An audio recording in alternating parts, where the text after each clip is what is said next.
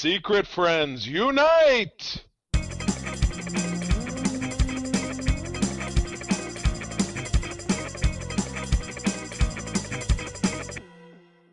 Welcome to the Secret Friends Unite podcast, episode 445. This is your guide to the geek side, and I'm one of your hosts, along with a mini co-host this week. I'm Todd Oxtra, joined by Mini Elvira, as we are getting into Shocktober this week. And that is with that, Todd's lady love. Yes. He's always adored her. Oh my goodness. She's got a drink in her hand and she is ready to podcast with us. Until we get the real Elvira on this podcast, this will have to do. But I am joined by the spectacular Charlie Carden. Do we have to give her per diem for being here? Does she get residuals was that in her contract? Like her avatar earns money? Based on her action figure that I bought. So I think that's about as I think she got paid already. Okay, gosh, yes, exactly. Yeah, the gravy train stops here. I am good. It's Sunday. It was 82 in Grand Rapids today. We actually visited 89 in Minnesota. What is the deal? You guys are the psychotic girlfriend of weather in the United States. You're the super hot or super cold. Mother Nature's on cocaine or crack or crystal meth or fentanyl. I don't know. You are a Katy Perry song of weather, because I'm hot when you're cold. That's you guys. She's going through menopause. Mother Nature. Oh, I don't know. I don't think you want to provoke Mother Nature that way. No, it was a really nice day. We actually went on to an artisan market where our son Nathaniel, he makes oddities and curiosities. That's a hobby of his. He was vending, and is he stuffing things and pickling brains? He's actually literally learning how to do taxidermy. It's an interest of his. Interesting. Is he catching the things, or is he just finding them? Well, it's funny. I picked up a few things, and we had the same conversation at Mother's Day brunch earlier this year. I said, because we had just watched the Dahmer thing on Netflix. Oh, God. I'm like, dude, you realize you realize it's going to be a dead giveaway if you end up being a serial killer. You're already doing all this stuff, and hobbies to avoid if you're a serial killer. That it makes it obvious. It'll be mom and me on TV saying, "Well, he was always such a perfectly normal boy." I enjoy picking up roadkill and taxidermy. Oh my God. Oh, anyway, but yeah, no, we're lunch into spooky season. We got a lot of great stuff planned. We have our first film to talk about, which was a hoot. It was my pick. It was from back in the day, so we'll get into that in segment 3. But let's kick things off. We've got some exciting changes with our Patreon, but very excited that the WGA strike was settled this week. We got our writers back to work. You're going to be watching Colbert coming back, Seth Meyers late night, hopefully the Daily Show, all actually tomorrow, this week to be watching those shows again. So I'm very excited about that because I've always enjoyed those, but glad those people are getting what they need. But the SAG-AFTRA strike is ongoing in day 91. We've always been very supportive of those folks and will continue to be. I believe there is another meeting for those folks coming up this week or in the next couple weeks. We'll talk about that in the news section, kind of get everybody speed to what's going on in the world of the news. But absolutely, we're making progress. I like it. But anyway, as always, please visit entertainmentcommunity.org if you are able to contribute and help these folks out while they struggle for their livelihood. So, speaking of livelihood, our livelihood is granted to us by the good folks who support us on our Patreon at patreon.com/secretfriendsunite. Todd and Mark and I put our collective little heads together and came up with some new combinations of levels of support. Todd, I don't know if we want to go through these or just refer people to the website. Go for it. Yeah, it's probably easiest here versus sending out messages because, as people listen to this, if you're interested in Patreon, we decided that, we probably need to make this a little more affordable. Times are tough for everybody, and we want to make sure you enjoy it, and we want to make sure you can contribute if you can, and you get the most bang for your buck when you do. So we've kind of changed our tiers a little bit. We've retired some tiers, but I'll break these down. So basically, we created a $1 tier. Basically, this is just for folks who want to just say, thank you for what you do. Here's $1. Like us. And because of that, you're going to be you're going to be a member of the Secret Friend Squad. We're going to give you a digital high five, and we're going to say thank you. Think about it. Like Homer Simpson and his robo-dialer, happy dude, please send me $1. Don't be like Mr. Burns and say, I think I'd be happier with the dollar. Give it to Secret Friends Unite. We love you. If you enjoy our stuff, we enjoy that. Yes. I'll And cover then, the next one. I'll cover the okay, next one, Todd. $2, sure. which is an existing tier. We call that the Besties tier. You get all the audio access and access to our exclusive Patreon Discord channel where we're talking about fun stuff and enjoying. And then, Todd, where do we go from there? Yeah, for $5, this is our basically, we'll call it our new top tier. It's the Friends with Benefits. It's all audio, video content. It's shout outs that you're going to get if you're part of that tier on this podcast. You're going to get assigned a special ability, and you're going to get access to our Patreon Discord channel. So the great news is, so the folks who are in that channel already will get new benefits because they're going to get a shout out on the show, which is pretty cool. And then we obviously are retiring the $10 tier, and then the $5 tier. We basically said we're capped. People can stay in that $15 tier if they want to, but by all means move to the $5 tier because you're getting there's no new benefits for the older tier. So we want to thank those folks who did subscribe, and if you were a subscriber and you went away because it was too expensive, please check us out again. Yes, we love it, and we're happy going to to have more have stuff coming. Right, yeah, you got it.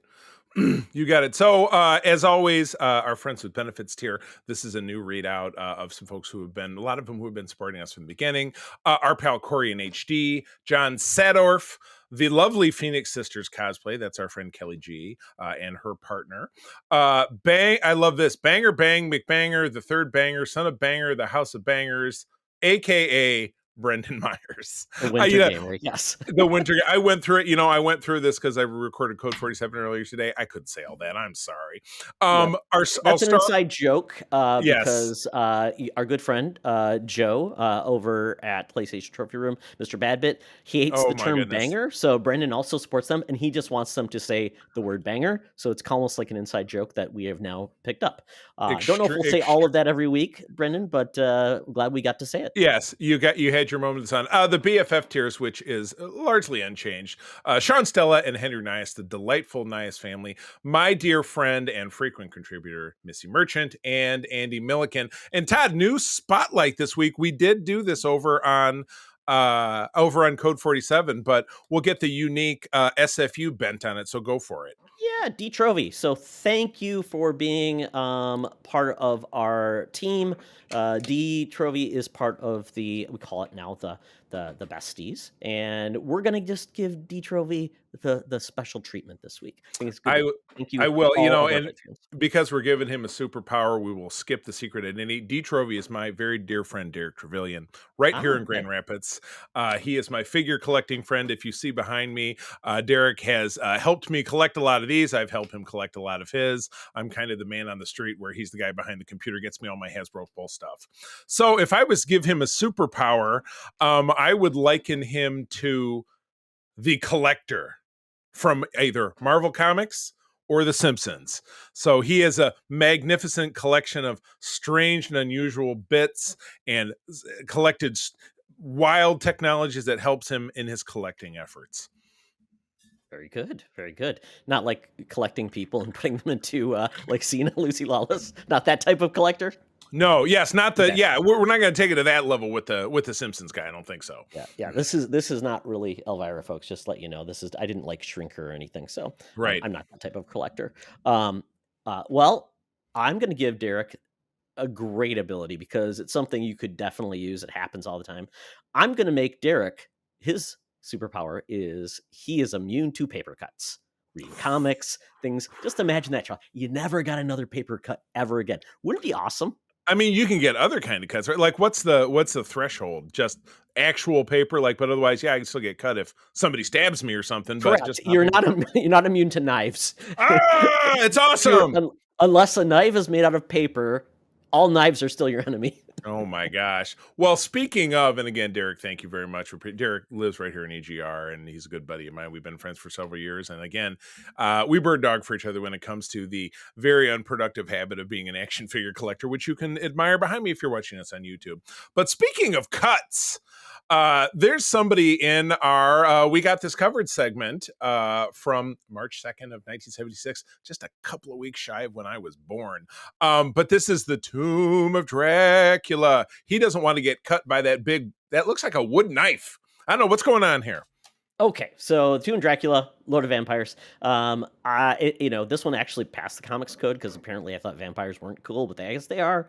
Basically, it says, "This is it, the most requested story of all. Blade, the vampire slayer, battles Hannibal King, the vampire detective." We've got the two of them fighting out. Dracula's in the background, looking scary, and then someone's in the ground. Not 100% sure what happened to him, but I'm assuming it's hijinks ensued because of a misunderstanding of something. He dropped And they're going after his each other. hat. This is the old Blade, though, Charlie. This is the one with like the weird green goggles. Doesn't look at all like Wesley Snipes. It's very weird. And he's wearing a trench coat. Now, I find two things on this cover, which of course you can see if you're watching us on YouTube, to be dubious. Now, upper right-hand corner under the issue number and above the Comics Coast tab, we get Comic Books #1 Fear magazine. Where's the marketing analysis of that one? I find that it was creepy, like the competition. Creepy. I find that to be a very and Stan Lee, like a certain bit, as do I do what is left of center here. This is it, the most requested story of all. By whom? Are there really people writing in, "Oh man, I've been reading this comic for 44 issues, but I might just not drop another quarter unless I see Blade fighting Hannibal King, the vampire detective." I don't know, Charlie. All those people that wrote their letter to the editor 5 months ago requested it. I don't know. I'm not buying it. Lots of Blade stands out there, But anyway, yes, he's fighting Hannibal King, who is assuming I believe he's wearing a white shirt because you can see the cuff outside of his trench coat looks just like Constantine, right? Did he fight vampires as well, or just whatever came along? All supernatural. The supernatural. Yeah. I love it. Well, please. Just a quick question, though. It says Hannibal King, the vampire detective, meaning he just detected vampires? Like he only investigated vampires? Like cases took a Ryan Reynolds case? played Hannibal King in Blade 3. Oh, don't believe I saw it. I don't know. Could be a topic for a bad trip to the movies with the Cardinals, of which, speaking of Patreon, we are gearing up doing our next one, which is going to be, Todd, I almost don't want to tell you. Do you want me to tell you? Want me to keep it a big surprise? Sure. It's going to be, hold your breath, following up Catwoman, 2019's Cats. Oh, God. Is that the butthole edition? I will let you tune in. We're going to record and publish that this weekend. So if you're listening to this, what a great time to join our Patreon. Go for like that classic Steel Shaquille O'Neal superhero film. We could. The next one up was supposed to be Battlefield Earth, which I've not seen, but I had to spend $4 to rent it, and I saw I decided to move it to the bottom of the stack, so maybe next time I go investigate, it's found its way around to being on streaming again. But anyway, Scientology handbook. Yeah, exactly. Oh my goodness. Well, somebody who was probably around dropping a quarter on this book back in 1976 was our even then senior news correspondent at 76 years of age, now 123 years young. Madam Webb is down at the corner of Hollywood and Vine, bringing us the latest news in our news segment with Madam Webb. So let's do it. Now it's time for Madam Webb's Rumors and News. Take it away, boys. Thank you, Tina. Well, Tina, in the world of strikes, we know that you were try to be a strike breaker. You come out, try to show them all of your hot old ladiness, and hopefully you distract them enough that they come back to work because they need money to court you. That did not work, Madam Webb. And so you know what you know what you did just now? You revealed that her first name is Tina. Oh, God. Oh, did I do that? It's okay. I like it. Tina Webb. Madam Tina Webb. 445 episodes. We finally, because she's been with us. It's probably Katrina, and then she gets went by Tina. Yeah, Tina. Yeah, Tina Marie. There you go. All right. What do we got? Yeah, so essentially we've got an update on multiple ends of strikes. So the first good news is, as we talked about the intro of the show, the writer's strike ended, and apparently, after 146 days, and it kind of went all wrong for the studios because they got more out of this than they initially proposed. And that's not good from a negotiation standpoint. It doesn't show that you're actually, you made a good decision. Was it worth it? No, you lost a lot of money and now you're behind. and essentially they had all the writers had all the leverage. So they got basically better writing rooms. So they got more Mhm. writers in writing rooms. They have basically full ability to not approve AI to be used. They Mhm. also got better salaries, better healthcare rights.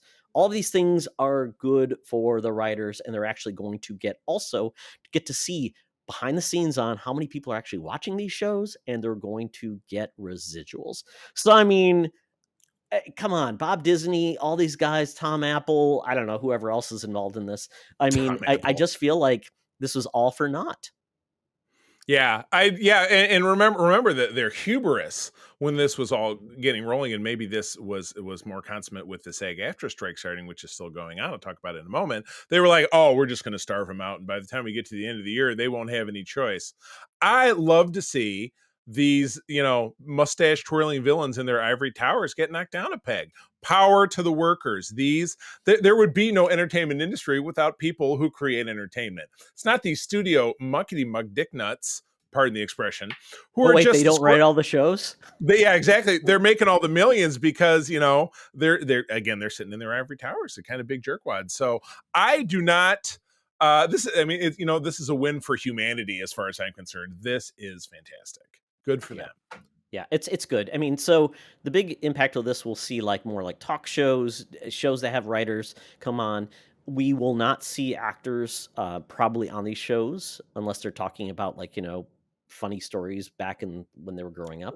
Right. I mean, But it's we'll the get same. Yeah, the same thing that we saw on, like at Star Trek Las Vegas. That you had actors on, but they're still talking about like, hey, this was my experience with blah blah blah, that so kind of thing. maybe athletes, maybe musicians will be most of the guests. So we'll see Right. that. Exactly. That's good. Now we'll have scripts will be starting to be written. Right. I've heard one good thing out of this, that maybe we'll get some more spec scripts, which basically are spec scripts are essentially original ideas from writers that aren't tied to any properties or IP, meaning we Right. might get actually more original ideas coming in. That could be a No, good they're gonna do thing. that. That's completely Exactly. insane. The only bad thing is, don't expect anything to actually start up for production until the writer's strike gets solved. So at this point, The actor strike, you mean? yes, the actor strike. Yes, So that leads us into the actor strike, Charlie. So good to the exactly. So writers, now to the there you actors. go. And as I had mentioned, it looks like there is going to be a new meeting for the striking SAG-AFTRA workers starting tomorrow, which would be yesterday by the time you're listening to this on Tuesday. And one would certainly hope that the folks on the opposite side, the studios of the SAG-AFTRA people, would be of a similar mindset that they simply want to resume doing business. Because how much more of the thumb screws can they come down? Now, I'm not necessarily privy to exactly the fact if SAG-AFTRA has extremely unusual demands. I doubt it. But again, it all comes right down to a matter of how much are you willing to invest, studios and Tim Apples of the world, so that you can continue to have an industry and continue to have a chance to make any profits at all. We joke time and again, like, hey, this means that Tim Apple doesn't get another latinum covered bathtub in his eighth mansion. There's plenty to go around.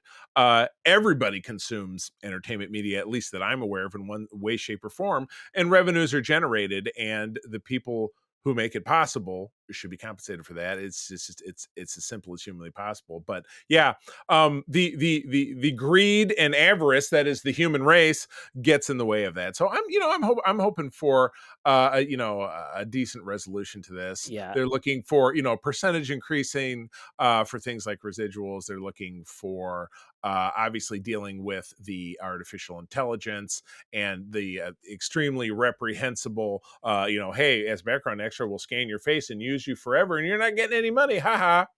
Yeah. What? Unbelievable. 11% increase in pay is what the actors are asking for. The residuals is probably the biggest part, because right Yeah. now we're hearing that like, oh, Suits is the biggest show on Netflix right now, and actors are literally getting nothing for that versus when it was on the network. Because at the Right. time when they made their deal, streaming wasn't actually alive at the Right. They didn't have to Exactly. do anything because they weren't obligated. So that's going to be a Right. big part they're going to want to know. They're going to see the numbers, like Yep. how many minutes, hours, whatever are watched. How So when Bob popular is my Disney show? shares like, Yeah. oh, this most recent thing was 14 million people watched. Okay, well that's kind of bad that they actually said that because now they have something to base it on. Right. So bad on Exactly. Yeah. them. You can, if you can math it, but you know what? I think Disney's going to be okay. The only thing that's killing them right now is that they're not making content. Well, Um, no, Disney's in a bad spot because Disney is about $46 billion in debt. They overpaid for streaming content, so actually that's why they're getting rid of crap. And they have to yeah. find a way to make streaming profitable because right now it's not. They went all in on Disney Plus, and Right. while the theme True. parks are very profitable, it's the fact that they are now not getting paid by cable for all those revenues. They own ESPN. All of those Mm, subscriptions are coming down. So they're basically finding that their income is exceeding, or their expenses are exceeding their income. So they have to figure out a way to make this work. But it's because of their own fault that they went all in on streaming, realizing yeah. how are they actually going to make money. The Underpants Gnomes business model, not a good The plan. underpants plus what is it? Plus socks equals profit. How does that work again? Well, basically, it's underwear. Blank profit. Blank profit. Yeah, there's no Right. like, how do you get that? Well, Yeah. underpants. The It's other not. part, It's not Charlie, streaming. the other part that's really big that's going to have to get solved out is that whole AI thing for like primary Yeah. actors, Yeah. their Absolutely. Oh, voice right. and their image. So you think about like anybody like, oh, we're just going to put them in this film and do mocapping on another actor and use their face, and now we don't have to worry about them. Or they're over like James Earl Jones, like he actually sold his vocal likeness to Yeah. basically be used. Yeah. But Hollywood basically could decide if it's not covered to just do it with anybody, and Yeah. Right. you can't sue us. But Yeah. so that's like the big one. You got to put bumpers on it. So, well, I'm glad, and I'm excited to follow this. And even though obviously we're a week behind, we will be talking to you about. Now, there's one more looming. Todd, is not the video game Yeah. strike. Exactly, and that's the big part that because of this, we're hearing about more and more groups organizing, unionizing to strike. And SAG-AFTRA, the video game industry, kind of like has been excluded from all of this. So this is not Hollywood. This is actually going after the video game companies who make video games, who have voice actors, and the fact that people are once again getting screwed, not getting paid well. We talked about like the amount they get paid is there's not really a set standard. And because of that, they voted to indeed strike. Now, nothing has happened yet. So the question is, are they going to, and will Microsoft, Sony, Nintendo all come to the table and act in good faith, considering the video game industry has never been more profitable? Will they do that? I don't know. I hope they do. Yeah, absolutely. Yeah. For the people, my friend, for the people. So, well, good stuff. All right. Well, we will again keep following that, and we will bring it right back to you. So, all right. What else have we got? The end of Halloween, Todd? Not, that's the thing. We did get Halloween Ends, but apparently that was just a suggestion, not actually reality. So it's been modified in the marketing to be Halloween Ends? Yeah. So Question mark? Malek Akkad is shopping Halloween movie and TV rights to bring Michael Myers back.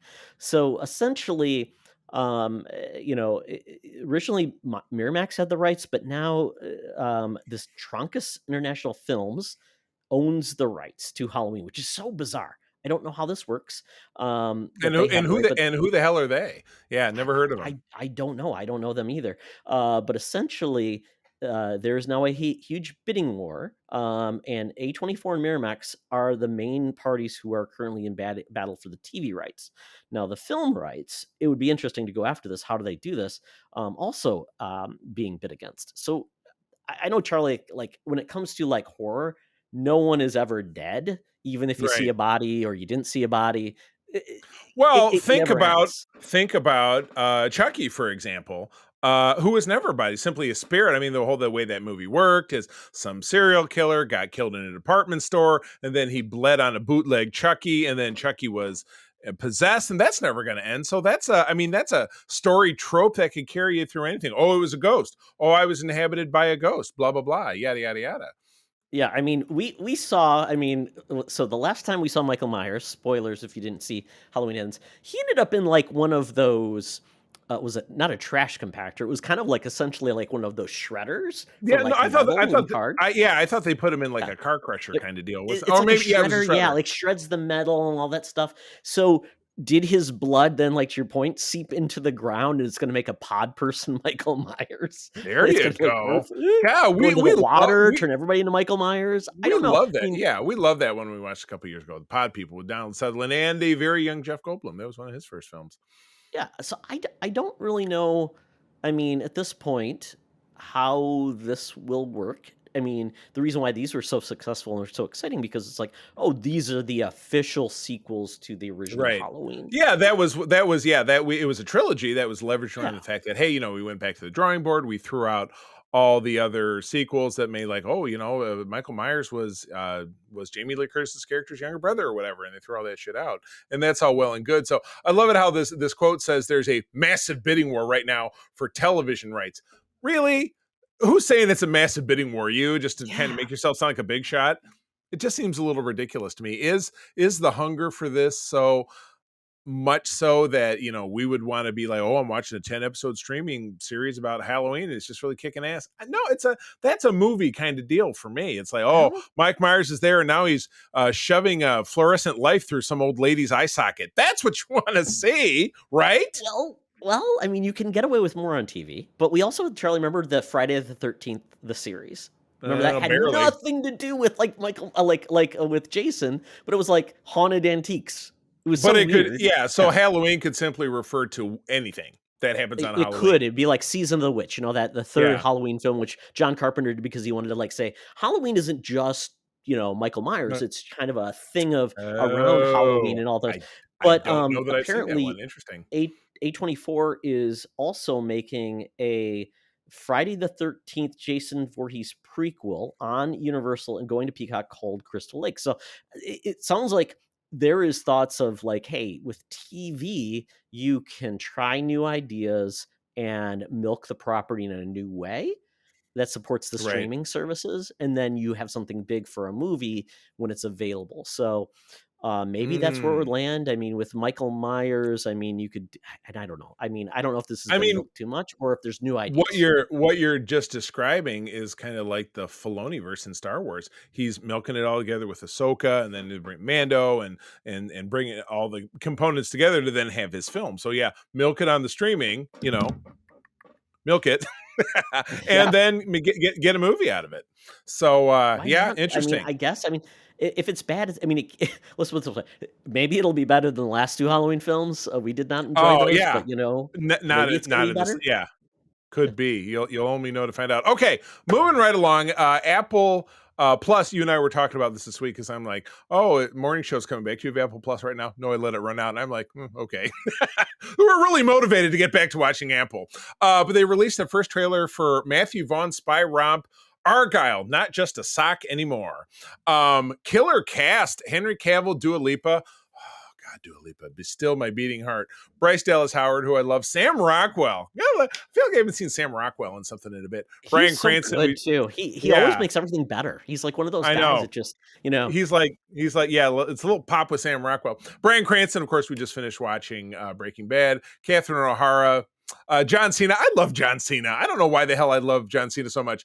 Dua Lipa again. They've listed twice in this headline. Ariana DeBose and Samuel L. Jackson because it's been 30 years and he's still in everything. Exactly. But he is looking phenomenally old. Am I wrong? Like, oh my God. I mean, and I think he's fine with that. I mean, and the great thing about this film, so it's Apple's actually getting into film production. So this is actually going to be in theaters first, then go to the service later. And this is by Matthew Vaughn. So this Argyle movie. Yep. Matthew Vaughn made The Kingsman. He also did Wanted and things like that. So stylized stuff is what he does. Over the top. Cool. I love The Kingsman. And this movie is so weird because you've got our star of this film is Bryce Dallas Howard. Bryce Howard, who's been a director, but she basically is a writer, and everything she writes about the spy film, a spy series called Argyle, which is Henry Cavill is playing this Yep. character in like her Yep. imagination along John Cena. The It's like spies, it's like yeah, Romancing the Stone, if you remember that movie, which I exactly. love. Or that One of my more mother's recent one of my mother's favorites. Sandy Bullock film that we just saw, where she was Oh, with yeah, Channing Tatum, where she's an author yeah, and gets mixed up in something. Yeah, yeah. yeah. That's fun.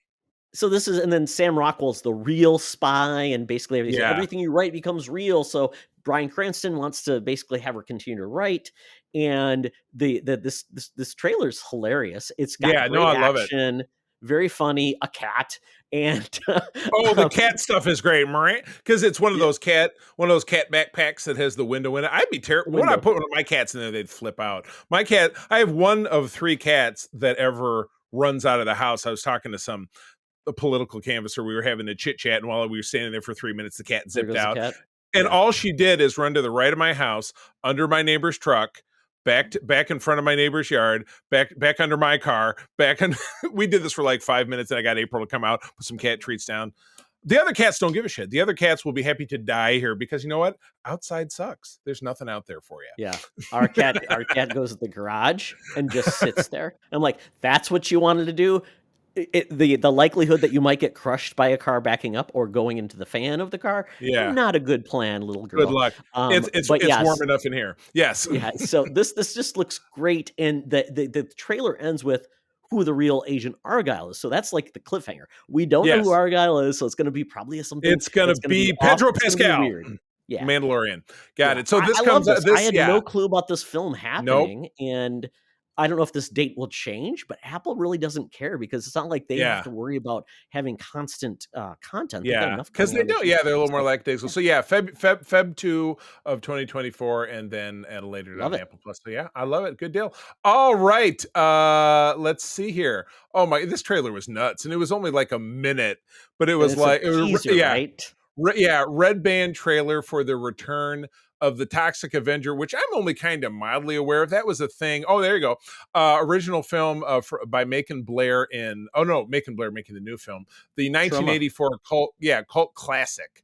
But yeah, it teases the titular hero's incredible powers as he easily takes down a group of hostage takers called the Nasty Lads. This was rough. He walks in there, and what's his main weapon? Like a mop, like It's a a mop. glowing Yeah, mop. it's a glowing Yeah, and mop then in this one. he takes a swipe at the first guy and tears his jaw off, and then you just see a montage from the outside of this building of windows and just blood splattering, and then a guy's body slams up again, blood flying everywhere. Is jacked, and then it's clearly set in the past, and that's Peter Dinklage is the Toxic Avenger. I Yeah, mean, the I cast get. is great. Yeah, Yeah, it's clearly set. It kind of reminds me of RoboCop. Kevin Though Bacon's it, going to though, be in this, Charlie. yeah, This is they great. play. Yeah, It looked like they where they have the news people, but they're playing this one a little sillier. Remember in yep. RoboCop they had and the Star Wars laser beam went off by mistake today and nuked a part of Colombia. You know what I mean? So yeah, no, this looks great. Now who's going to have this? Is it going to be in theaters or? So this is going to be in theaters, and actually was already shown at Fantastic Fest. And the good Oh, news is okay. there's already reviews for this film out, which is and it got like it's Yeah, 94% critical on Rotten on Tomatoes, Rotten which is Tomatoes. Oh my good. gosh, The only thing I it's heard is like hilarious. they use some digital like blood and effects versus just like being all practical, which to Yeah, me, as long as it looks okay, I don't care. I'm not like one of those like horror heads that like everything's got to be like puppets and and like what is it, right. syrup blood and stuff like that. I'm fine if it looks cool, and, Sure. doesn't draw me out. But this one, they're going all in on just the gore and the camp. So this is kind of Yeah. surprising considering the talent involved. Yeah. Yeah, absolutely correct. Cool. All right. Last story. I titled like your teaser X-Men film before we hit retirement age. So yeah, with the writer strike over, there was already buzz middle of the week about Marvel being ready to hear pitches about the revival of the X-Men franchise. The thing that is probably putting Disney a fair amount in debt is their huge purchase of Fox, which brought along the Fantastic Four, which they're already apparently actively engaged in producing a film for. And then, the X-Men is the one that's supposed to save everything with the big reboot. Now, Todd, you're the X-Men guy, so I'm gonna let you speak to this. How does this make you feel? It's kind of weird because right now they say they're just now taking pitches, which is scary to me because they've already laid out their timeline of I think the last thing that's been announced for the MCU is what, Secret Wars in 2026? Is that the Has it last been pushed official out that thing? far? Yeah, I suppose Yeah, so. because Yeah, because Fantastic it's Four is gonna be 2025, then yeah, 2026 is Secret Wars, I believe. right. So the There you go. scary part is they're pitching ideas now, and they've got already filling their portfolio of projects they've already announced, plus things that are already in production, things that are going to fill in as they have gaps to go from there. This potentially might not even happen until like 2028. And I don't know what their approach will be. Obviously, whatever happens in Secret Wars will probably prime a lot of what we'll expect to see out of the X-Men. And I don't know if it means like everything else in the MCU just goes to sleep for a while and we focus on the X-Men.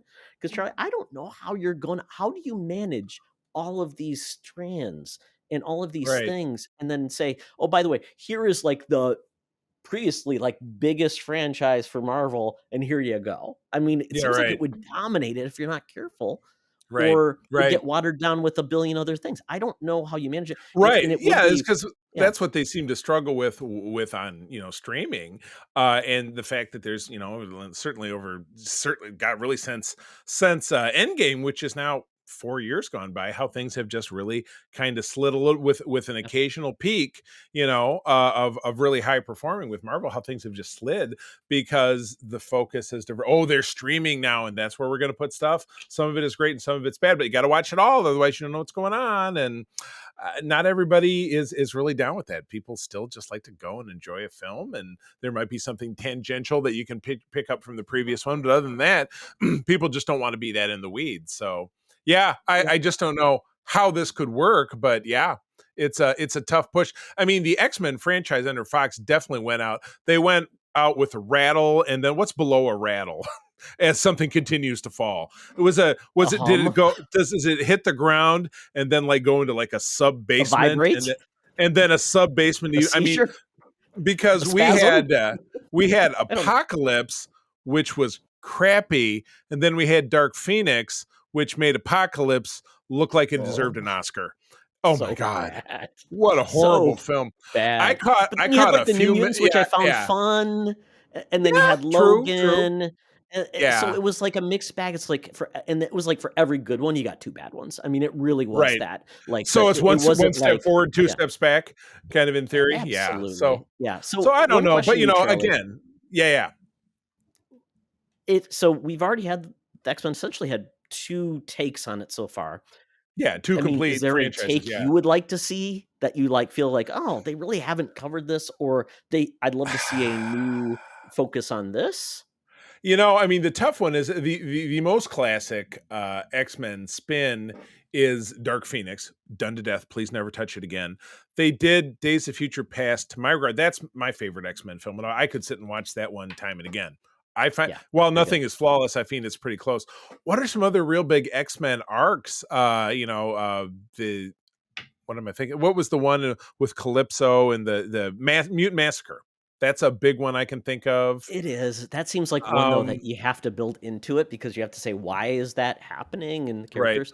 I mean, Fall of the Mutants, or even more current. It was the Krakoa, the Mutant Nation, or whatever. I mean, do you think they would tackle something that's not quite so classic? I mean, I don't.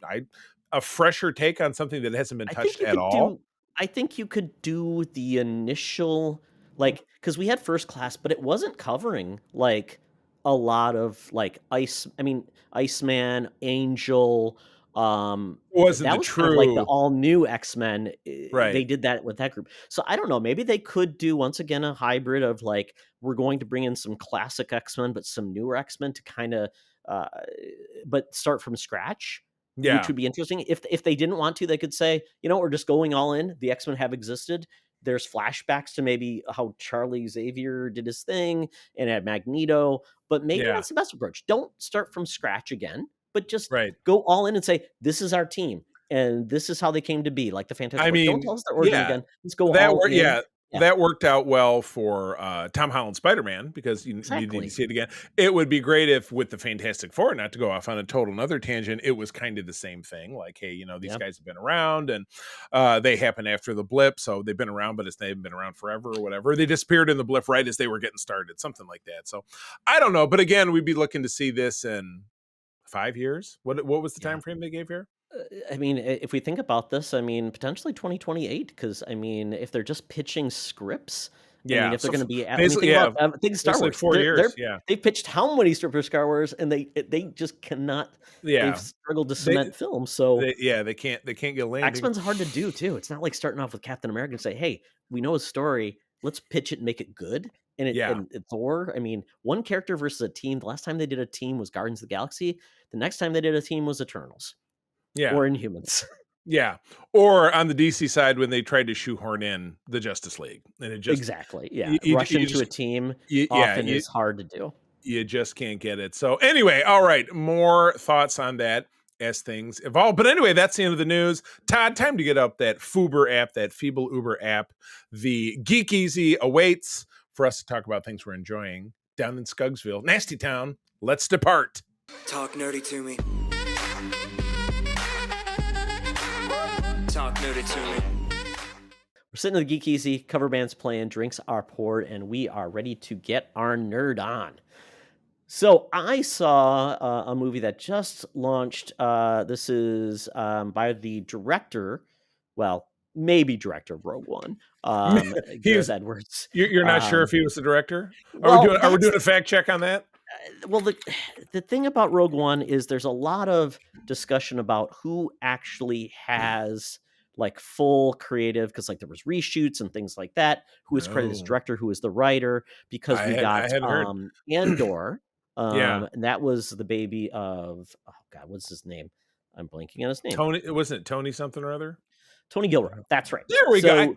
Nailed it. Gareth Edwards is credited as the director on Rogue One, but there's thoughts that Tony Gilroy came in and kind of put it all together. He was the guy. He was the and Gary Witt is the writer on that one. So there and Gareth Edwards also did, I believe, Godzilla, the original one, and so.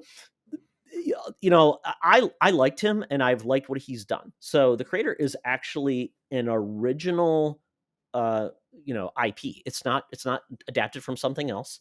And this is I guess the take on this, it's basically in a world where AI was part of humanity, they grew together. Essentially something goes wrong with the AI and it basically launches an atomic attack on Los Angeles. At that point, the US government essentially wages war on AI. Not every country goes along with them. So essentially you've got AI, they call them simulants, which are basically, they look like humans, but with AI personalities. They got a big screw hole in the back. Yeah, they got like a hole in the middle of their head, which you look through, which is kind of cool look. And they basically use people's images. Like you can donate your image and have them there, and then you can actually essentially download your personality, your it's like consciousness it's like into AI. It's like the Hasbro selfie series. Look, now I'm Snake Eyes. Yeah, there you go. Yeah, so it's kind of a neat thing. Like if you wanted to live forever, do this, you could. But there's also AI robots that just look like robots that also have personalities. I see in the trailer they all end up in that same compactor that Michael Myers ended up in getting squished. I saw it in the trailer. Yeah. So essentially, that is the premise. Basically, the U.S. government is trying to hunt them down, take them over. They're basically, certain governments and other countries are still living with them because they don't feel it's a threat. They thought this one, mishap was just that, and it wasn't like throw the baby out with the bathwater. So, the premise of this is John David Washington, Denzel Washington's son, who's become a really good actor. He essentially was an undercover military ops trying to find out who this like mastermind is behind the next level AI, taking them down deep cover. He essentially befriends and falls in love with a woman who is also she's compassionate towards AI. So and things go awry, and that's kind of where this whole thing opened up. So basically, the whole premise of the plot is to get the weapon that the AI compassionate folks are trying to build to essentially combat the U.S. government, which has created this huge, like spaceborne, well, not spaceborne, but it's definitely high in the atmosphere that can go in, track, and like send down like heavy fire ammunition. So it's definitely a threat to everyone. So that's kind of the premise of the movie. This movie, though, is definitely really focused on our basically our Joshua is the name of our main character, and he finds the weapon. You see it in the trailer. They already put out there. Basically, the weapon is a little girl. So basically, an Right. AI, and he's just trying to get her back because he wants to find his wife who was killed in a strike. He finds out she might not be dead, and she feels like if he can deliver this weapon, he can find his wife in the process.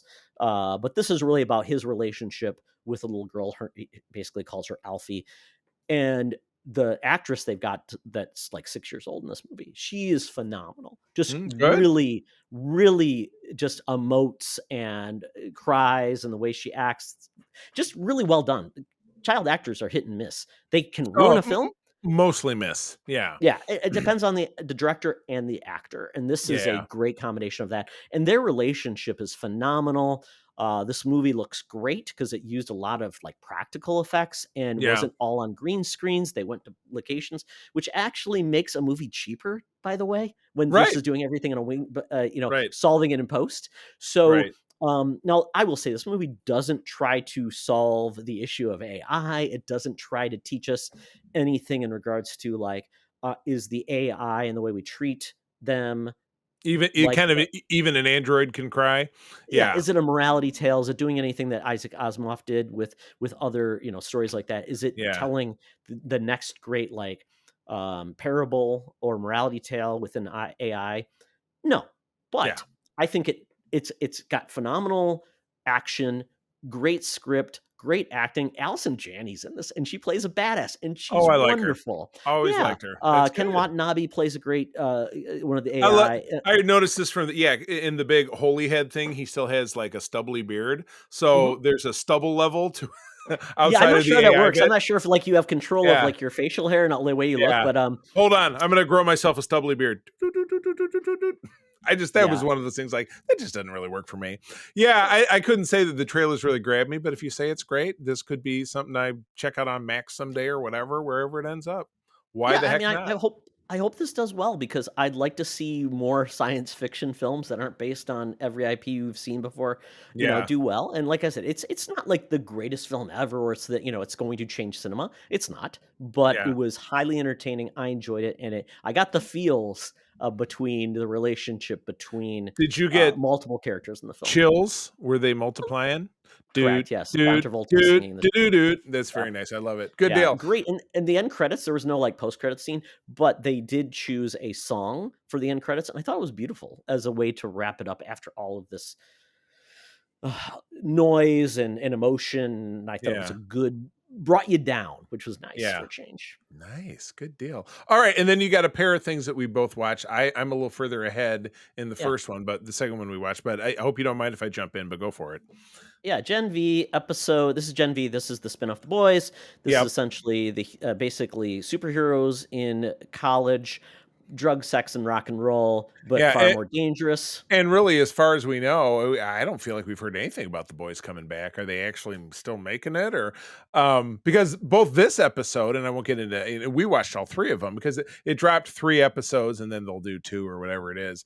But there were little bits, little Easter eggs about stuff that happened that is happening in these boys averse after last season about Homelander and different stuff and the senator and the first episode I didn't get I mean, I don't know about the second. You can tell me if like you kind of feel like when this is taking place, but when I watching the first episode, I'm like, I don't really know when this was happening in the timeline of the boys that Yeah, we watched. definitely after what the hell were we in, season 4, season 3, or season 4? I think Whatever season current, 3, yeah. whatever the most current season is, this is taking place after it, pretty Oh, much. really? That's Well, like kind of I cool. said, I was they're surprising. tuning into. There's a news clip, like, you see Homelander in a news clip, and it's topical to something that happened in Okay. season 3. You see the Senate, but somebody's flipping channels and they say, "And Homelander, da, da, da, da." I don't want to spoil anything, but well, it's not really spoiling. They say, "Well, Homelander innocent, killed an innocent bystander, in an argument or whatever," which happened at the end of the last episode of The Okay. Boys. So yes, this is taking place after the current season of The Boys. Is my vibe. Oh, I Yeah. like that, because then it Yeah. kind of feels like this is all for naught, right? And Yeah, exactly. that's pretty cool. I mean, this series is like the first episode. It's all about establishing the cast. Kind of the premises is Yeah. that Godolphin University, we're basically the founder of this university, Clancy Brown, has passed. That's and, that's me. I'm Clancy Brown. I had a guy at the wedding we went to yesterday turn around and said, "Man, when I heard you speak, I know I don't know you, but you sound like Clancy Brown." I'm like, "Oh, okay." I would have never guessed that in a million words. Clancy Brown is awesome, and I am. He's got a gravelly voice, Charlie. I do not. Voice. I don't really have that timbre when I'm a second tenor when I sing. If I was gravelly, I'd be a baritone. So no. Yeah, you have to start smoking. Then maybe we'll come back to that. I think I won't. But we saw. And I'll tell you, watched the first episode, and yes, the Clancy Brown's character is the dean. He's the crusty old dean, and one of his students, those kids for getting into hijinks. Yeah, exactly. One of his students, who's played by Patrick Schwarzenegger, I had to look it up. But Arnold Schwarzenegger's son he's the golden boy. How appropriate! But he sets himself on fire and burns his clothes off. So he's like the Human Torch, but they haven't gotten him. Something where his ding dong doesn't hang on. They make a lot of dick jokes too. But yeah, he has a psychotic break and murders Clancy Brown. And then I did not know that.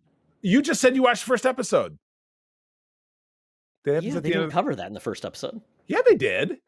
No, they didn't. Well, you just said he passed away. Now I feel terrible. Because there was a ceremony for him that they were going to. Basically, it was a charity thing, and they were saying, "Oh, but yeah, there's not much into that, like, in the motivation of the character, if this guy's bad or good or yet." Yeah. I'm so lost because I remember the first episode ending with the death I mentioned.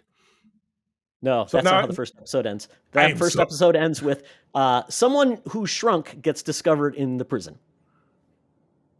That's how the first episode ends. I'm so lost. No, because I was ironing my son's shirt, and my wife was watching as we're talking to him, and she goes, "Oh crap!" And that's how the first episode ends. But what you just described was the end of the third episode. Todd, you watched it backwards. No, you did. You absolutely did. That is what you just described as the end of the third episode. Yeah, I started on Amazon Prime and just started watching episode 1. They introduced all the characters. That's all that was happening. At the end of the first episode is the death I mentioned, and then at the end of the third episode, the Shrinky character is stuck in the prison. You did. I'm not trying to screw with you, but anyway. So in essence, you've now watched all 3 episodes. You're caught up. Yeah, I know. I was just all in. I'm like, I'm going in, and this is what's happening, and here's introducing. You must have hit the wrong something button. Odd going on in Godolphin University. You probably you buttoned down and you chose the last episode. So isn't that weird? It's happened where things like that have happened to me where you're watching the wrong one.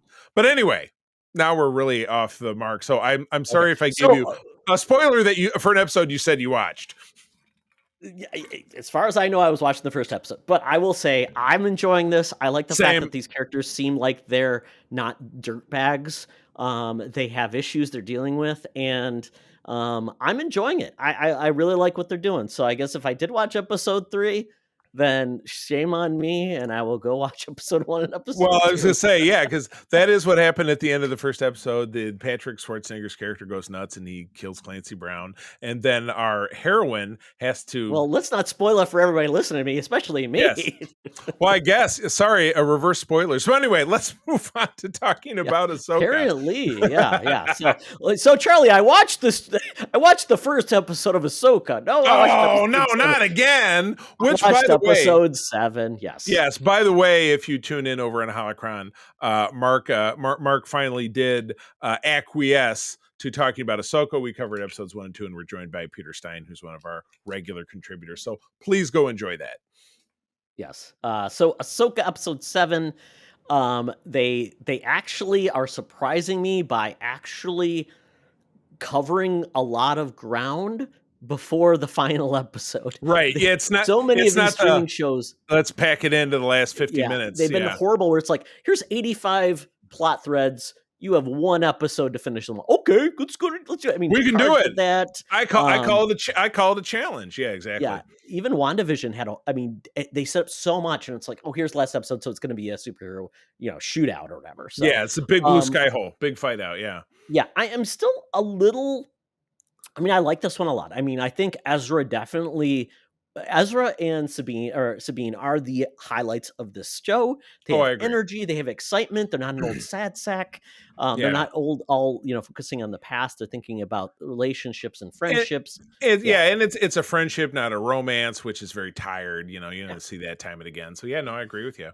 But yeah, this was a fun episode filled with a ton of energy and action. You had a good stormtrooper shootout. I do love that Ezra was like they're going to get into it because the Billie Eilish Jedi shows up, and then all the remnant stormtroopers show up, and they're going to have a big slug out.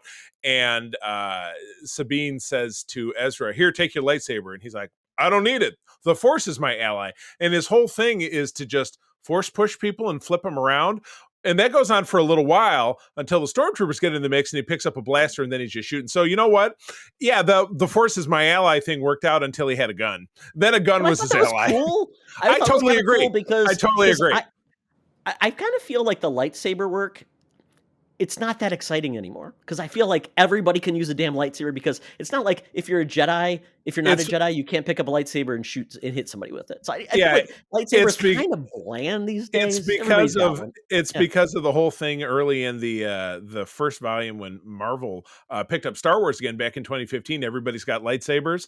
That they had a situation where they had like a robot thing that had an Admiral Akbar head that had 9 lightsabers, and then Chewie and Han and Leia and Luke, everybody had a lightsaber, and it was just like it was Oprah giving out lightsabers. The dark saber is essentially a lightsaber. And well, it is. Yeah, it's a Mandalorian lightsaber, exactly. So I thought this was great, and and we're now left with how's everybody going to get back, or who's getting back, or who's going to die.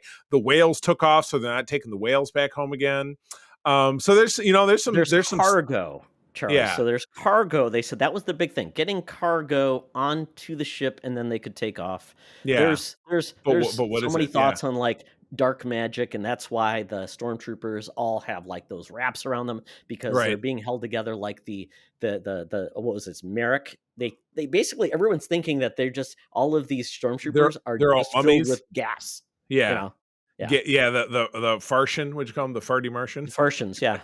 Yeah, exactly. So, well, that's cool. Yeah, and so at the same time you're listening to this, you could ostensibly be watching the finale of Ahsoka at that time, and we don't necessarily know if this is going to continue before the rumored Filoni versus Super film. So, yeah, I would say so. Todd, just super quick before we move on, how would you rate this amongst the Disney Plus Star Wars shows? I know Andor is your favorite because you said it time and again. Well, I mean, I love the Mandalorian when it's when it was pulling. I thought that was great. It was fun. Yeah. I really liked Andor, what it did, trying to tell a different Star Wars story. This one's better than the than the Obi-Wan. It's better than the Book of Boba Fett. Oh yeah. I don't care for Bad Batch, so this felt like it is Rebel season 5. But other than that, I do like how we brought in new characters, live action. Yeah, I think this is good. It's once again, there's a little bit. This could have been streamlined a little bit, and calling it Ahsoka just kind of felt like versus Rebel season 5. Yeah, Ahsoka. pick a different name. And Ray Stevenson's performance, I think, is the highlight of the series. On the other side, it's a compelling character. He's acting it fantastically, and I won't say it makes it more sad that he passed away, because it's very sad for his family, but it's a loss to the community at wide, because he was absolutely wonderful. Okay, So watch Ahsoka when you're listening to this. I did a Todd Extra this week and dug into the old movie pile. April, just like Todd and I have a Shocktober list of films that we watch. April and I have a Shocktober pile of movies that we've compiled and a Google document. I try to go through and I highlight, we watched this one last year. We watched this one the year before. So we got down to 2007's Paranormal Activity, which was a spiritual cousin of its own sort to like the Blair Witch Project, which came out almost 10 years earlier. Found footage. You're not seeing my air quotes because it's clearly two actors, but it is a man and his girlfriend in residential San Diego, and this young woman has had has been menaced by a poltergeist in her youth, and what we come to find out is that a poltergeist, it's like having an STD. It follows you because it still follows that movie, like the movie. Yeah, exactly. Yeah. So what we find out, not only for the fact that this couple is living in, and he's a muckety muck, he's got a nice house that they're living in, but this poltergeist has clearly followed her as an adult. She's a college student, but she's consulting with a demonologist who's explaining that the poltergeist stays with you, and you got to get some help. But then later in the film is, we really need your help. Oh, the guy who needs to help you is out of town, and the poltergeist doesn't like that I'm here. I've got to go. So it's kind of like Scammeroo, like the guy can't help. But Todd, like you said in the pre-roll, a lot of it is, first of all, everything, it's found footage. So the movie starts out that this day trader guy's name is Micah or some such, is carrying around this camera everywhere he goes. Fortunately, he's not doing it when he's sitting on the toilet or when he's making love to his girlfriend. Thank God, we don't want to see that. But he plants it, and it does the time lapse while they're sleeping, and then you'll see the little time counter there and it'll speed up.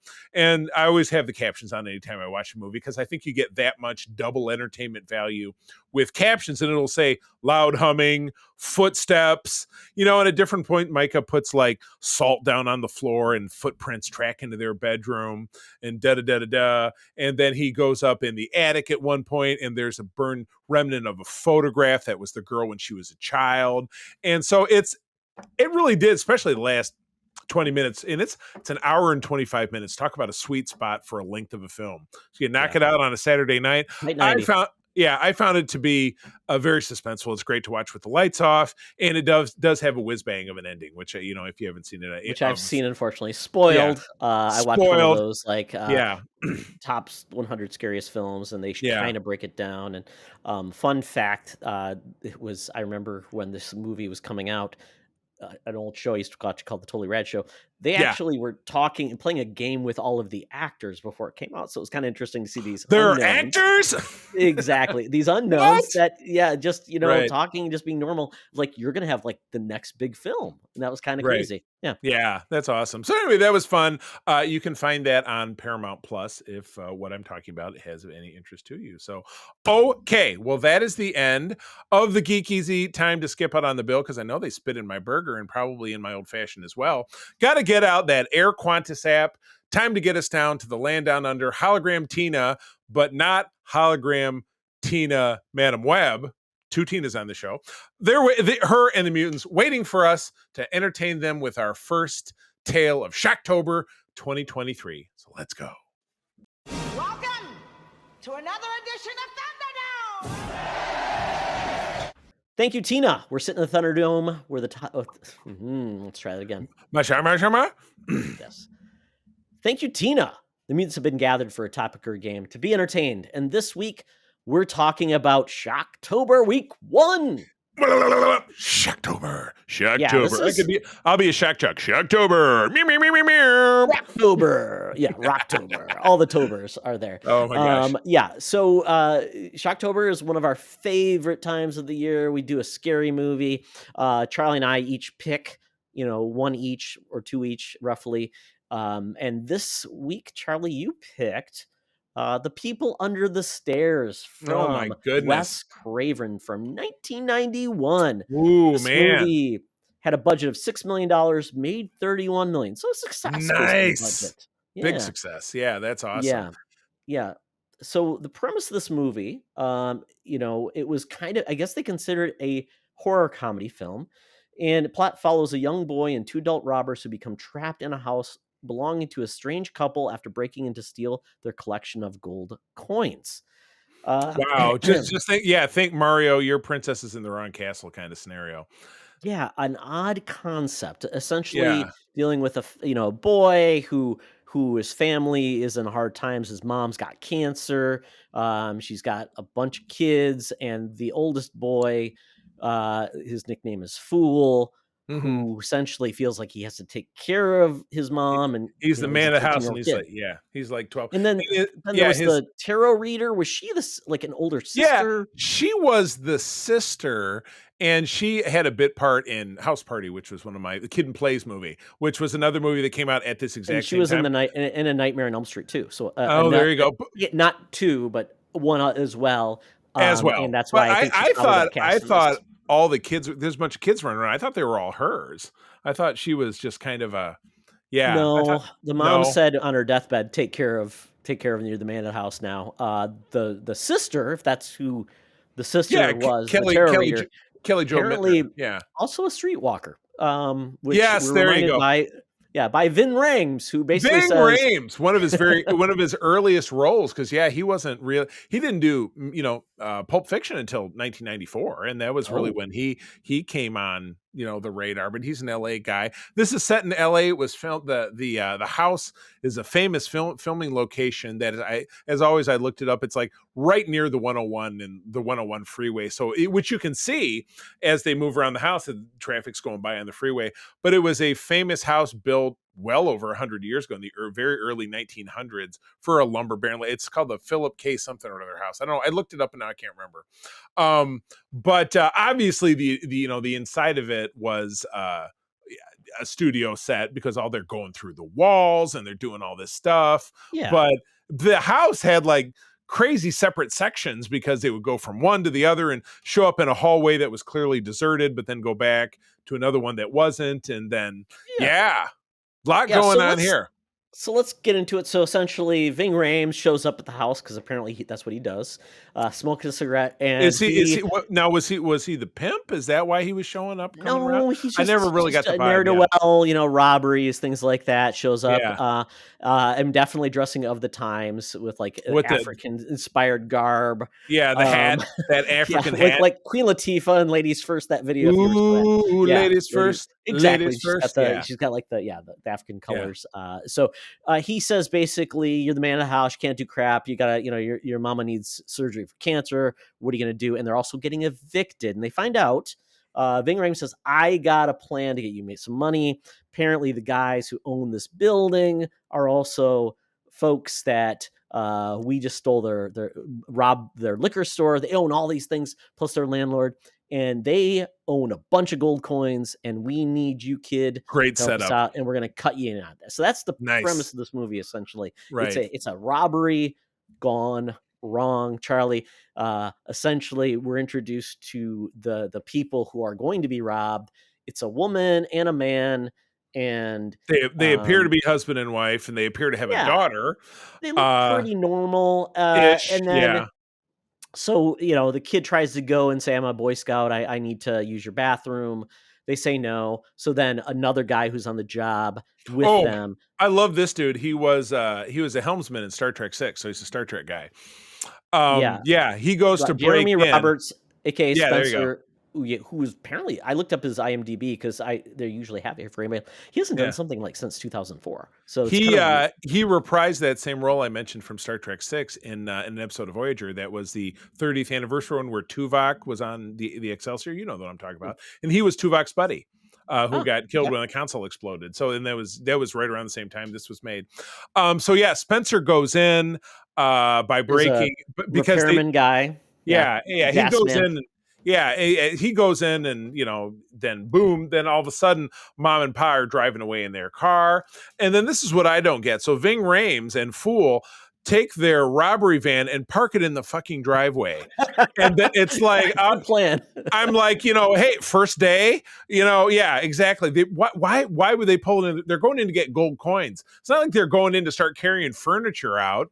So it's the same vehicle that also was spotted from the liquor store robbery too. Exactly. So because when Ma and Pa come back, first of all, did they think they didn't know where Mom and Pop were going, how long they were going to be gone. No. Why wouldn't they have simply snuck up, like walked around and snuck up to the back of the house and broke in that way? Parked like 3 blocks away. Yeah, you know, exactly. And whatever. then, because you're leaving the house with a bag of gold coins, assuming that you find it. But of course they don't. They get into the house. Mom and Pa show up. There's a big, lockdown. They're getting chased by the Well, like it's a weird house because Yeah. they try to make their way through. The couple owns a dog. The dog starts going after them because it smells them.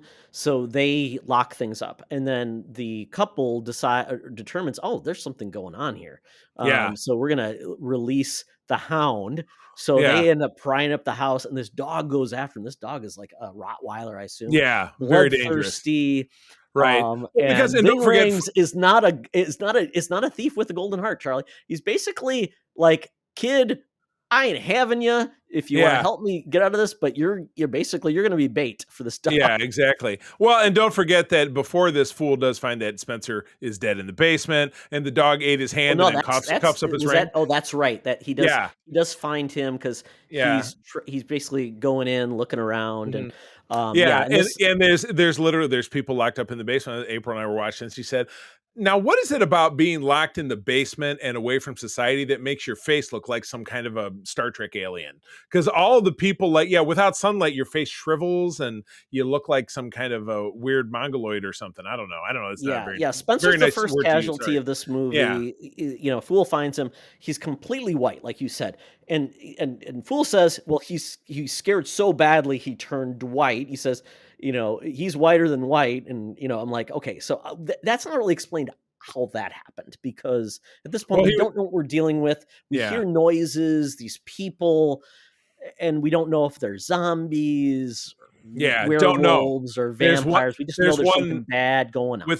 There's one with a TV, and he turns it around. It's the bombing of Baghdad from Operation Iraqi Freedom, because they and it's weird. They gave all the people under the stairs flashlights so they could walk around like it was a rave. That was very 90s. Yeah, I didn't understand that part either. So then essentially, they're trying to hide from the couple that comes in, and Daddy, who is the bad guy, wearing a gimp suit and a shotgun.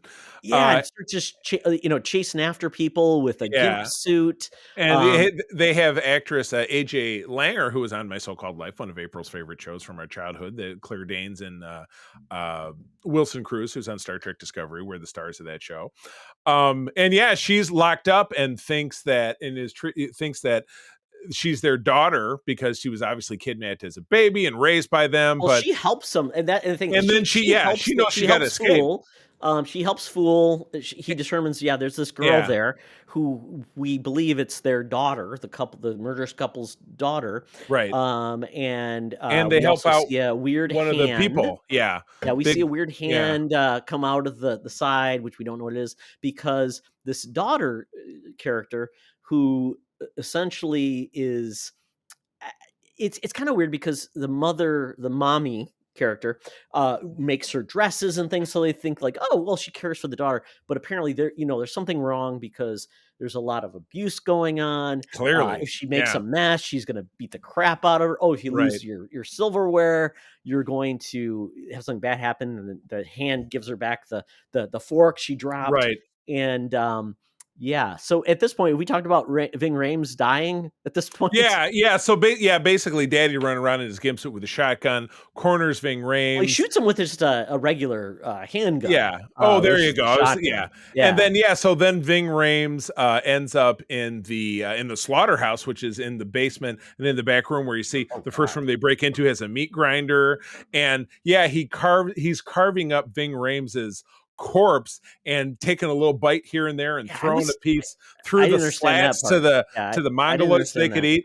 And then when they're done with his carcass, though it was like half of it was carved up, they just drop it in a well underneath the basement. So the basement has a well. A house has a lot of features. I wouldn't say a lot of curb appeal, but certainly you get inside. It's a funeral home.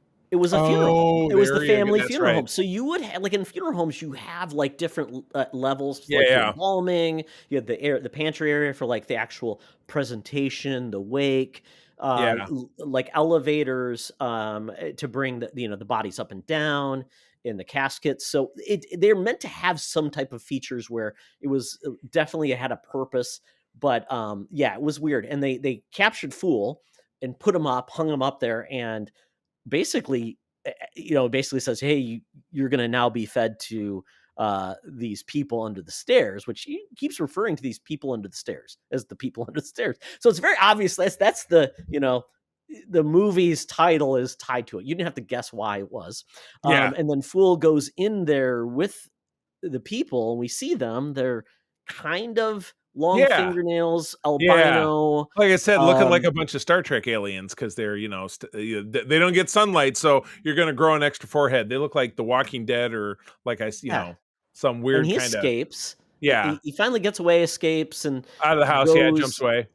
Yeah. So at that point, and I mean, it just gets really, really weird. You get some I guess background story about like the husband and the wife, basically, kind of racist. Well, really racist. Super racist. Yeah.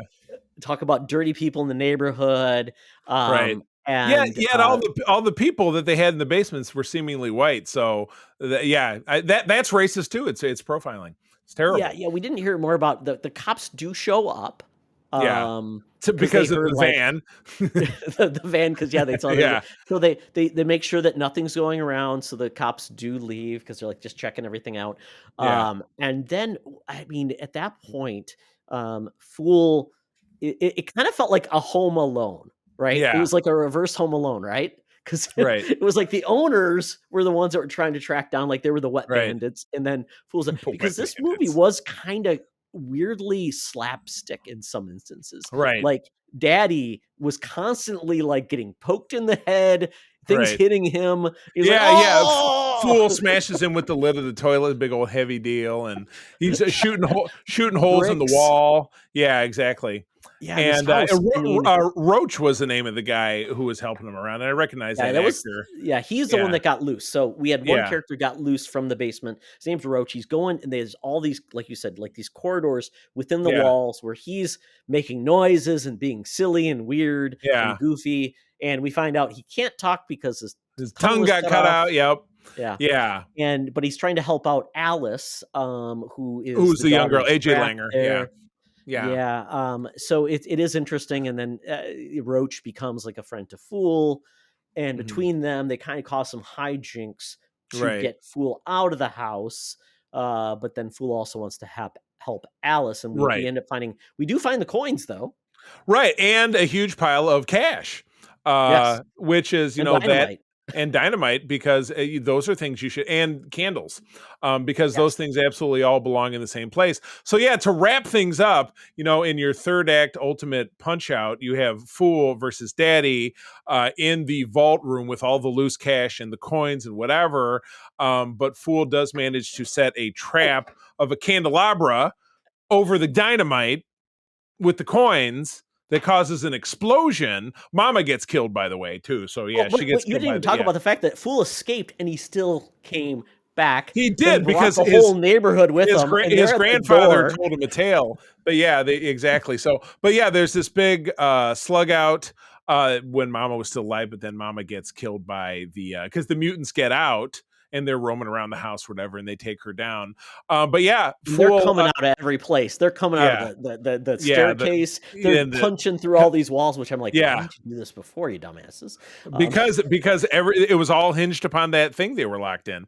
And then they finally, like I said, there's a big dynamite trap, and it explodes in just the right way that not only takes Daddy out, but it sends cash shooting out of every possible location in the house, so that the people in the ghetto, which they keep describing it as the ghetto, because it was the 90s, like New Jack City. So everybody in the ghetto now has access to cash, and they're grabbing it up. And what's funny is that I looked at this area of LA, and even in current maps on MapQuest, it's all mansions like this. So it's not really the ghetto. So the people came Well, is it over like from the old ghetto. Detroit where there were all those old mansions and now they are not Well, good anymore? like Indian Village, which is next to Grosse Pointe, where I grew up. Exactly. Yeah, it could be, but I don't think that. Yeah, hopefully there's not a people under the stairs. I have a friend who lives in Indian Village. Hopefully that's not on her block. Well, that's how you control your rent. You know, extra rental folks, and they just live in the basement under the stairs. Well, why are they? What are they paying you for? Flashlights and TV, and a chunk of a dead body that they cut up. Hey, you got to survive. But it was so very weird tasty. because this was going downhill fast. I mean, Yeah. it was kind of like, what's going to happen, and the kid goes back to, basically get the money and do all these things, and obviously these people get their comeuppance, the people on the stairs. Yeah. And I love it at the end because, all the people are grabbing the cash, like you mentioned, and the people from under the stairs emerge and then just start roaming out. They're just and gone, finding their own way. Where do they go? Like, I don't know. I bet you, like, they say, cannibals? The people under the just stairs are just people who, because AJ Langer's character was described and say, oh, it's a salesman. It would be like if I was a door-to-door salesman and they just decide, oh, you're living in the basement now. So I've been in the basement for 10 years or whatever. Because Mama and Daddy, who turns out were brother and sister, yikes. Sorry. Correct. And they kept on like... Yeah, they weren't so old that it's like, how long has anybody been down there that you're so separated from society that now you're a cannibal and you can't speak and you're just going to walk down the street, and where are you going? Well, it was so weird because they mentioned like, oh, they didn't really want a girl, so that was Alice, and apparently we found out Alice was actually not theirs. It was right, exactly. Thank God. They kidnapped the kid, and she was there since she was a baby because she didn't know that she wasn't their child, so she didn't have any way to know. And she never got to be outside. So yeah, it was a total PTSD. So obviously she's still in therapy. They got her into a shelter or whatever.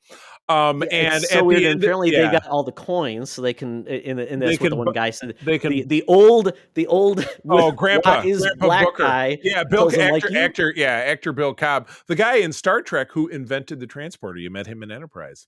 Okay. Well, Kinda he weird. tells them though that you've got money now to afford rent till the year 2000. We're going to get your grandma's your which I attended April, and I said, removed. why do they want to live in that shithole? If you got money for rent for the year 2000, go buy a small house. You got to be something affordable. Well, I assume yes. I assume that was the point, getting out of the the crap hole that they were, because they were the only residents left in there, in an absolute crack den, because they would walk in. Nothing but crackheads everywhere. Hey, fool, how you doing? Shooting up. So this was a real estate scam movie at its heart, and gentrification. They wanted to gentrify the neighborhood by eating all the Ving rings in the neighborhood through the slowest possible method possible, by like kidnapping salesmen. This movie made no sense. This house they were living in, shooting at the walls. I mean, holy cow. That's not going to enhance the curb appeal. Quick sidebar, and this is from the notes. Wes Craven did say the film was partially inspired by a news story he saw in the late 1970s when two burglars broke into a Los Angeles household, inadvertently causing the police to discover two children who had been locked away under the stairs by their parents. Whoops. Ouch. Art imitates life. He took that and said, I've got a plot for you. He said, I'm going to run with this shit I'm going to run like the wind. Oh, man. And, It didn't make any damn sense. I enjoyed it because it made me nostalgic for the stupidity of early 90s movies like House Party or Zebrahead, which is another movie like that with Michael Rappaport, or New Jack City, of course, which is a classic I absolutely adore. Kind of gave me that fun vibe with horror. Or what was the one that not Tales from the Dark Side, but it was the Tales from the Crypt movie. Hood. Yeah, Tales from the Hood. Thank you. This was a Tales from the Hood. So I enjoyed it. So Todd, did you watch the end credits, Charlie, and the music from? I did. That song was top shelf. It was called, what was it? Oh God, Be Good or Be Good. What was the song? I'm trying to think of the name. Be Good or You'll Be Under the Stairs. Yeah, it would absolutely was. Oh, here's the soundtrack. Let's see if I can find the listing. It was one of those great raps from that golden era of rap where you Do the Right Thing by Redhead Kingpin and the FBI. It made no sense that was the song that ended this movie. The female body inspector. Yeah, do the right. Well, Fool did the right thing. He went back to rescue AJ Langer. So it was great. All right, Todd. So let's wrap it up. either judging it ironically or judging it as a real film, how many chunks of Ving Rhames' body would you give this movie out of 10? I've got to do it like on the up and up because I just keep it because straight. we don't really have a camp rating. This movie felt like Wes Craven was kind of out of ideas at his time. He's like, and his approach and the script were so odd. He It had just an didn't make any idea. sense. He stole it from a news story, but it Yeah, just but didn't the make a great execution was idea. bad. I'm Yeah. gonna give this one like 4 out of 10. It was not good. An honest It 4 out didn't- of 10. Yeah, I just didn't feel like where this was going, and yeah, it kind of struggled in so many points. It's watching it was goofy and enjoyable, but not a. This was if you're gonna go into like looking for like a real horror film, I would skip this one. But if you're looking for something campy, a camp classic, this would be kind of there now. Yeah, I mean, again, there's nothing in this that's like there's some body horror, like he's got Ving Rhames up on a spit and he's carved him, but it's a dummy. It's nothing. It's not I like never felt scared in this movie. It's not like It just- Hellraiser. You know what I mean? Yeah, Yeah. So people were more goofy than they were like really scary. It was a lot more kind of low budget for that. So I'd have to agree. I'll go 5 out of 10 because I was entertained, but it's not a great film. And a lot of things just don't add up. And they're just like all of your gentrification issues and your, class warfare stuff. It's just really, really way overstated. Living in a house that is so cracky that you got crackheads practically falling out of your ceiling vent. It was too much. So a little bit too hard. So, but anyway, all right. That's Shocktober week number 1 polished off. And we'll be bringing you, Todd, are we revealing our Shocktober schedule, or is it going to be a Sure, surprise? I was just looking up on the schedule. So next week, Charlie, will actually be a very timely one. Exorcist Believer. This is a new film and essentially doing the Halloween thing where it's essentially saying everything that came out of after Exorcist 1 was not real, was not canon, and this is essentially the second Wiped out. Exorcist. Yes. Nice. Good In deal. Well, theaters. cool. Check it out before you listen, and you'll Yeah. get an opportunity to enjoy what we're going to say. Our hot takes, and we may or may not have a guest. Sometimes we never know. But anyway, friends, that is the end of the show. Thank you for joining us. Todd, where do people find you out there? I'm all in on Threads. They're really going well. So check out @Teoxtra, @SecretFriendsU on, actually it's Secret Friends Unite. So we get our full name on We're Threads, the which is whole great. schmilly willy. They have a desktop app now, Charlie, or desktop website. So you can do things there now too, which is new. Okay. They have made switching accounts easier from Instagram to going there, so you can just switch and go. Okay. So much better. So I'm going to go all in there. I'm going to still put stuff on Twitter, but I'm going to move to Threads really full time. Twitter will be kind of like just kind of keep in touch with everybody, but that's where I'll be. Interesting. Yes, I did dig back into Threads this week. I'm at the C. I'm not even at. I'm C3 Carpenter. Spell out the C3 because again, I got hacked last year, so I had to have a new identity. Over on X Twitter, I do stay somewhat active. I'm at the C3. Go ahead and spell it out over there. Also trying to be a bit more active on Instagram, which would be the same as Threads. As always, my lovely wife April and I do run the USS Grand Petoskey. We are one of the biggest chapters of Starfleet, the international Star Trek fan club in the world. I am also very lucky to run Region 13, which is Michigan and Eastern Canada. If you're a Trekker within the sound of my voice, would like to meet Trekkers in your neighborhood, give us a googs over at USS Grand Petoskey and drop us a note, and I will help you get connected. That works like, for like me. if you're a single in the area, contact Yeah, us. I know. Sexy new Trekkers in your area. I'm not going to go with sexy, just Trekkers. But with that, as always, I'm going to tell you, say once more time, friends, thank you for joining us. I'm going to tell you that sharing is caring, and to keep on trekking. Trucking. Whoops. Trucking. Be the hero, not the villain. In a Trek truck. Do the right thing, and don't put people under your stairs. This podcast is part of the Secret Friends Unite podcasting network. Visit secretfriendsunite.com for more great shows, articles, news, reviews, and more. Secret Friends Unite podcasts are available on Apple, Google, Spotify, and other podcast services around the world. If you'd like to be part of the conversation, you can join us on Facebook or our new Discord server, or follow @SecretFriendsU on Twitter. Please subscribe to Secret Friends Unite on YouTube and visit our merch store at tpublic.com. Just search Secret Friends Unite. Thanks for listening.